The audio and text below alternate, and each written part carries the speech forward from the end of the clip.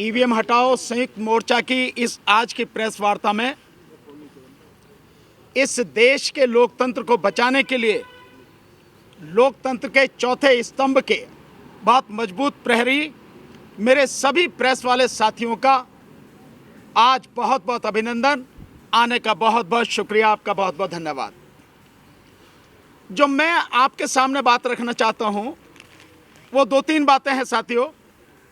इससे बिल्कुल क्लियर हो गया जो अभी आदरणीय भाई राजेंद्र गौतम जी ने बताई हैं और भाई महमूद पराचा जी ने बताई हैं कि किस तरह से ईवीएम में और वीवीपैट में धांधली हो रही है और किस तरह से इस धांधली को बरकरार रखने के लिए, बचाए रखने के लिए दो पहलवान मोदी सरकार ने मैदान में उतारे हैं जो पिछले हैं खिलाड़ी, और बार बार जगह जगह जाके इलेक्शन कमीशन अभी ये मशीनों को दिखा रहा, डेमोन्स्ट्रेशन कर रहा है, देखो हमारी मशीन में कोई गड़बड़ी नहीं है।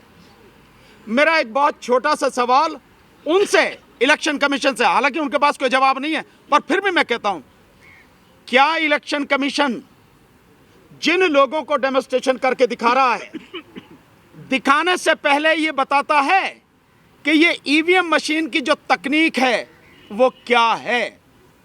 ये बताता है कि ये तकनीक कैसे काम करती है? ये बताता है कि इसमें किस तरह से मैनिपुलेशन हो सकती है या नहीं हो सकती? बताता है।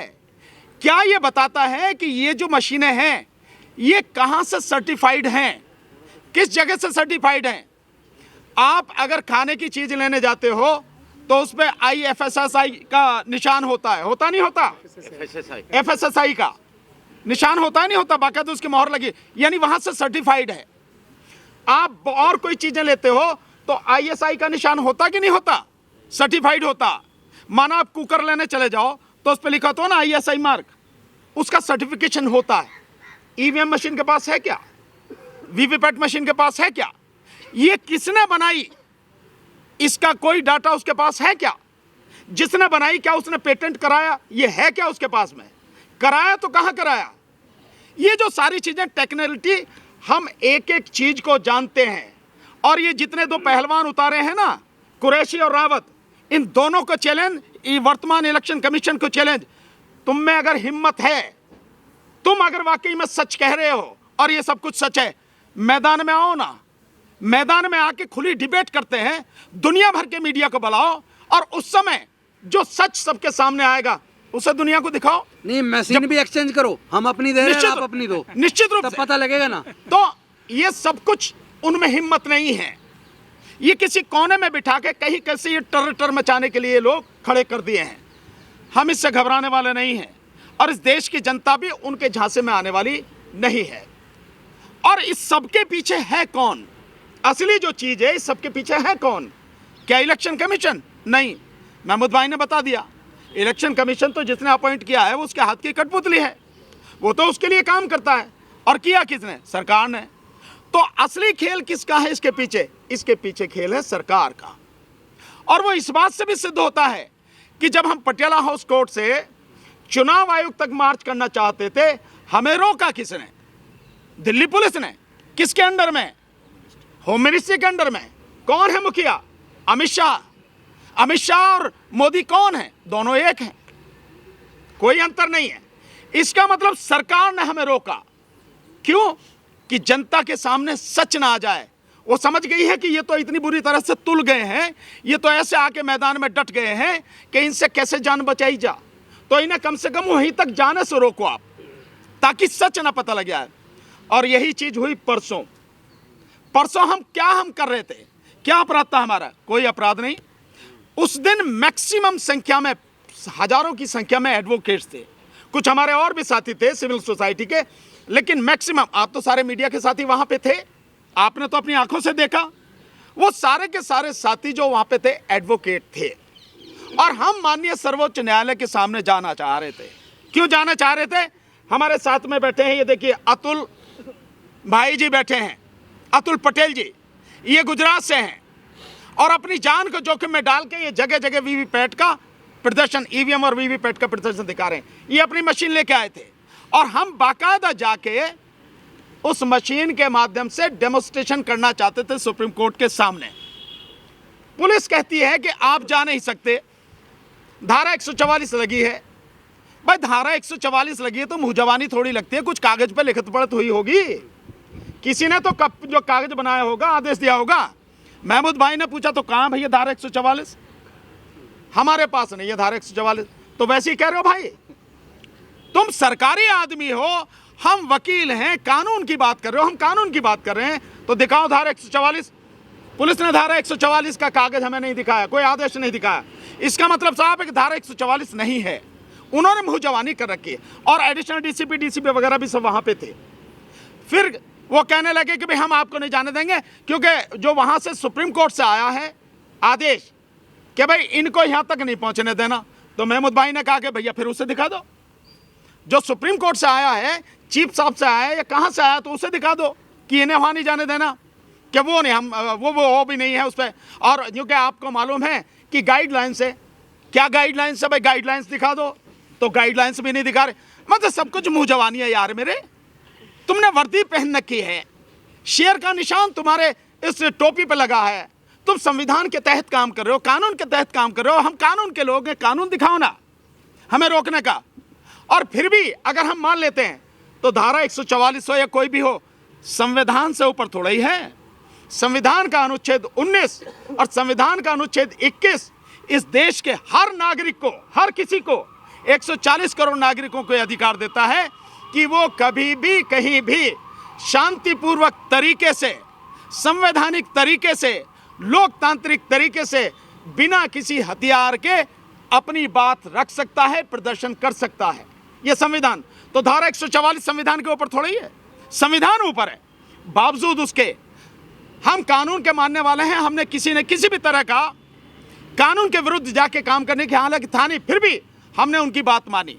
तो उन्होंने क्या कहा हमसे, अब आप देखिए कि क्या चालबाजी शुरू होती है सरकार का। आप देखिए हिसाब किताब कैसे चल रहा है और कितनी अंदर से डरी हुई है। उन्होंने कहा कि भाई 4 आदमी चलो, हम सुप्रीम कोर्ट आपको लेके चलने।